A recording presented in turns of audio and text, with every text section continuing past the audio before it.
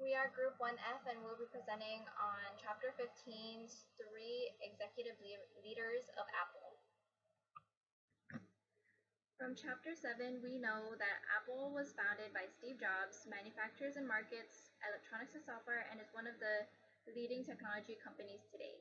From its conception, Apple Inc. has been an innovative company with many designs and products that influence the technology scene.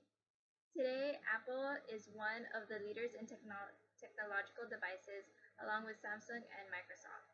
Though if it can maintain this position under Tim Cook, only time will tell. He is known for creative and remarkable innovations of mobile phones and still attempts to follow Steve Jobs' drive for creativity and innovation. Steve Jobs was the former CEO of Apple. He was a very charismatic and visionary type of leader. He created an atmosphere of change, and he was obsessed with visionary ideas. He was constantly looking to innovate, and he was able to inspire his employees and motivate them in a way that they would not be able to do themselves. Uh, in the book, it actually uses Steve Jobs as an example of a charismatic leader. He's actually the perfect example, I would say. You know, he was very abrasive yet passionate. Although he may be harsh on people sometimes. You know, in the book, it gave an example about how people would still admire him even though he mistreated them. They would still talk about the times that he would yell in their face, and they would talk about it happily. They would talk about it with pride, um, because that's just how great of a leader Steve Jobs was. You know, he was very, he demanded excellence from his employees, and that's what they got. So he was a very strong leader for Apple. Another thing about Steve Jobs is that he liked the idea of a small company. Under him, there was only 60,400 employees, and um, a lot of Apple's major decisions, product decisions, were made by him and a few of his top employees. Um, but it was never too many people involved in the decision making process.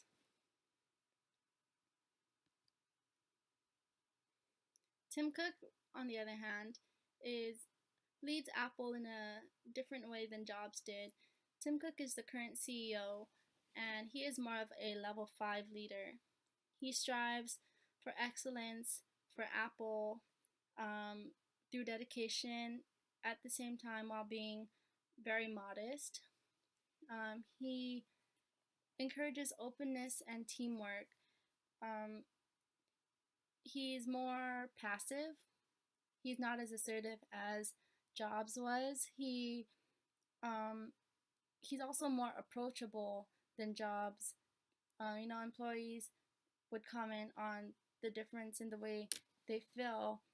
Um, Another thing about Cook is that he focuses on products that are already doing well. I would say that he lacks a vision for the next big thing, which is what Jobs was always looking for. You know, what's the next big thing? But with Cook, he still focuses on the products that are doing good. Like, for example, the Apple Watch. The Apple Watch, although it's a new product, it's just like an expansion of the iPhone, so it's not um, that big. And another thing is that he looks to his executives for major decisions. He's not like Jobs where he would just make the decision himself. Um, he likes to hear more about what other people think, what his employees think. So um, that's one thing about Cook, which is, you know, what I said. He encourages openness. He wants to know what you think. He wants to know what all his employees think. Um, One thing about Cook, though, is that he is more socially responsible, than he is visionary.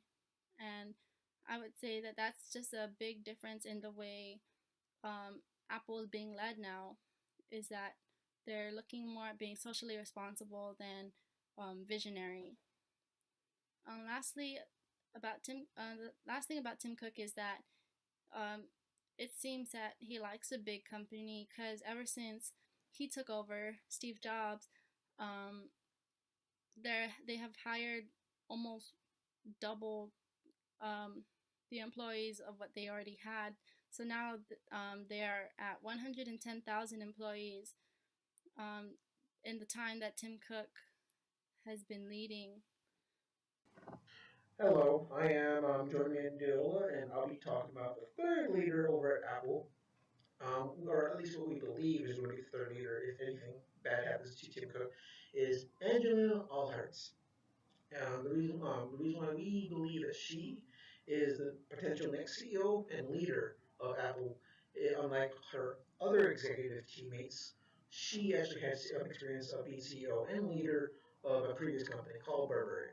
Burberry is a luxury company, British luxury company, and during 2006 was a struggling luxury company, unable to really compete against other luxury clothing stores, and was able to lead them out of the 2008 economic recession and make them into a strong, powerful, not really powerful, but strong, well-known luxury clothing industry company. And most likely because of this, she got hired by Tim Cook in 2014 as vice president of retail. From the way her personality is, and the way she projects herself, we believe that she is an interactive leader. And the reason why I believe she's an interactive leader is that she, in her interviews, in photos, and in everything, she keeps talking about how the customer, you have to relate to the customer, stay connected with the customer, relate and understand our employees, and basically always listen, always hear, and always communicate with everyone else around you, and make sure that instead of forcing them to do things, make them want to do things, make them cooperate. So that's why we believe that she is an interactive leader and will probably be the next leader of Apple if bad happens to Tim Cook. Bye. These three leaders of Apple all have their own distinct trait that reveals their leadership standing. So from analyzing these three leaders of Apple, we have learned that one, Steve Jobs is a charismatic leader with a vision that was able to bring Apple into a major technological powerhouse. That by the time of his death, Apple generated $108 billion of worldwide revenue. Two, Tim Cook is a level 5 leader with emphasis on humility and teamwork in how Apple operates today. And three, Angela Arendt is an interactive leader that possesses the skill and experience to take over Apple if Tim Cook steps down or something ill happens to him.